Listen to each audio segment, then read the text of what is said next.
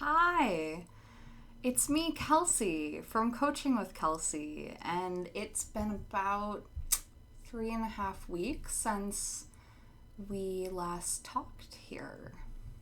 And I guess I've been mulling it over in my mind the past couple of weeks about how and why I might want to talk about this experience I've had of not really creating content and why, and all of this stuff that, feels personal, but I also feel like is good to talk about mental health things and struggles that we have as human beings.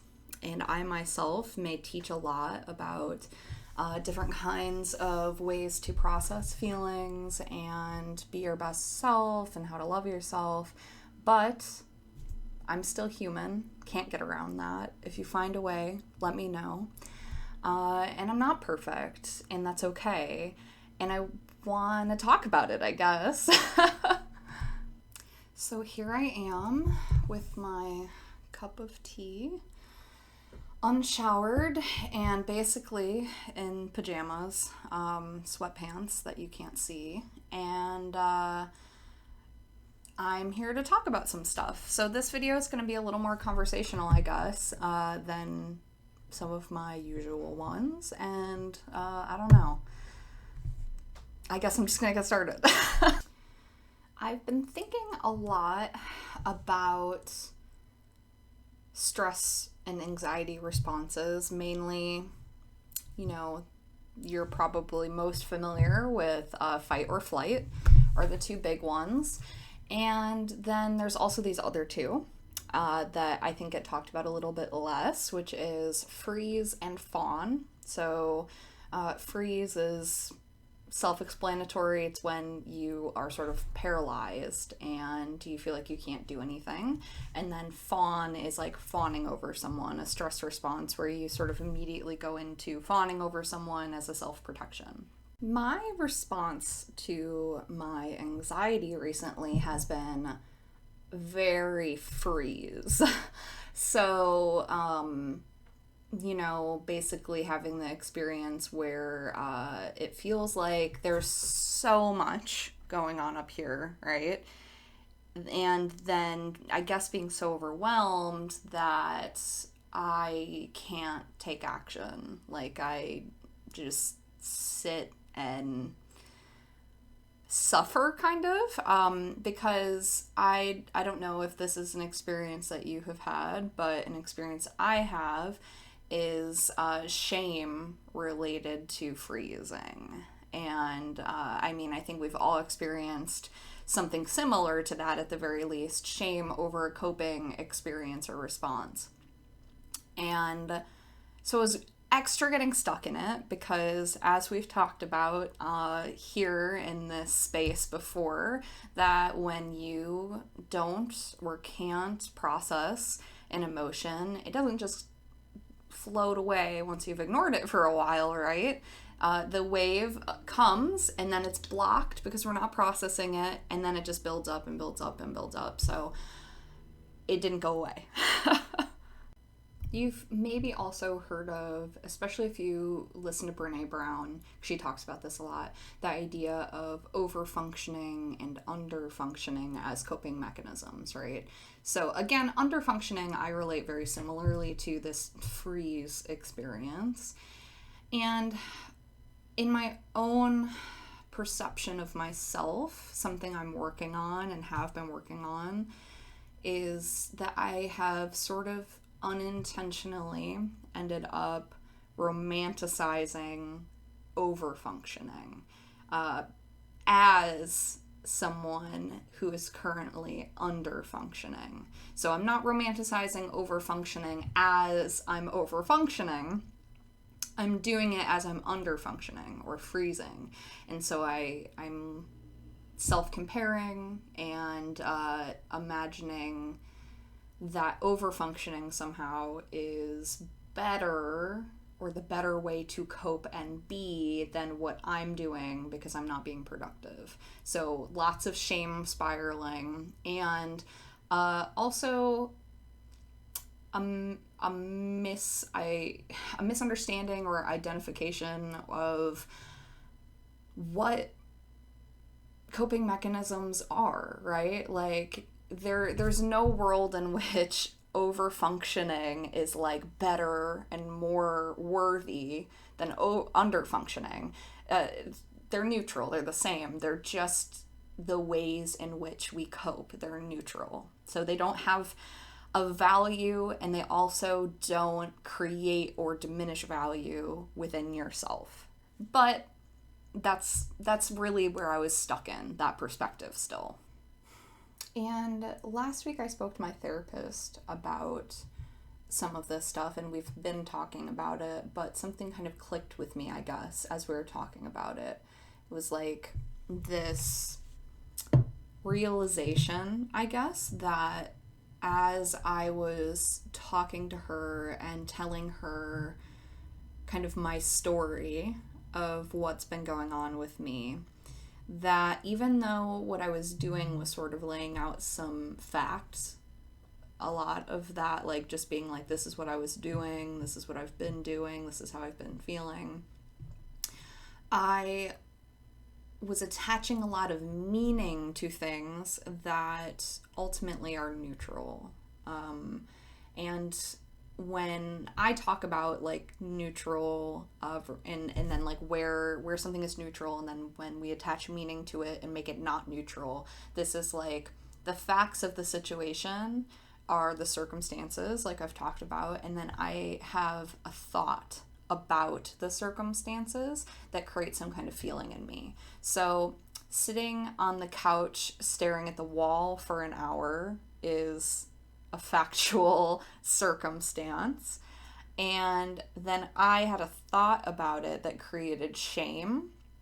And so it's not that what I was doing, which was the freezing coping mechanism, it's not that that was a shameful thing in itself. It's that I had a thought about it that felt shameful, coming from all sorts of different things in my life where I've created my belief systems, and these are things that we can change and dismantle. But when we're going through a really hard time, as I think a lot of us are right now, sometimes those old beliefs can crop up again, and they kind of catch you out of nowhere because you haven't been thinking them in a long time, and now they've snuck up on you. You've been judging yourself and shaming yourself for 3.5 weeks or more, and suddenly you're like, whoa, I know this guy, I know this thought, I know this feeling, I just haven't really seen it in a while.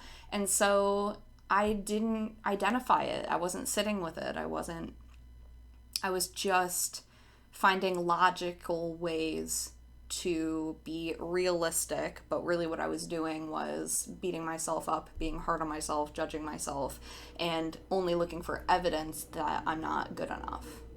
The other thing that I was doing a lot was saying, I don't know. Like, I don't know how to take care of myself. I don't know what to do. I don't know how to make myself feel good. And it had to be sort of pointed out to me that that wasn't really fully true. That I do know. And I think that was really valuable for me, because now what I see is that because of the shame, on a certain level, what was really happening, why I was really stuck in I don't know and confusion, was that on a certain level I didn't feel like I deserved to feel better because I wasn't being productive. I was under functioning versus over functioning. And like I said, like there's this sort of false romanticizing of over functioning that I have, and I think a lot of people have. And ultimately I do know what makes me feel good and how to take care of myself. And I was sort of unconsciously blocking out my own wisdom I have about myself that I've gained through the years of working on this stuff. So that was a big kind of breakthrough for me. And I'll say this too, I've had that breakthrough before. But sometimes we have to go through it more than once because different things happen in our lives at different times, and we have to sometimes reapply the same lesson multiple times. Like, again, human. We can only be human. One of the things that does make me feel good, reminds me of all the things that are really important to me, is doing this. And I hadn't been doing that, but I'd still been working with clients, and I could look back on every time I worked with a client and like feel like, yeah, I always felt good about that. Like, that felt good. Being able to show up as my best self for an hour with another person and help them with what they've been struggling with, encourage them. It's always also a reminder to myself, an encouragement to myself that that these things are true, because I know they're true for other people, and it sort of forces me to apply that stuff to myself.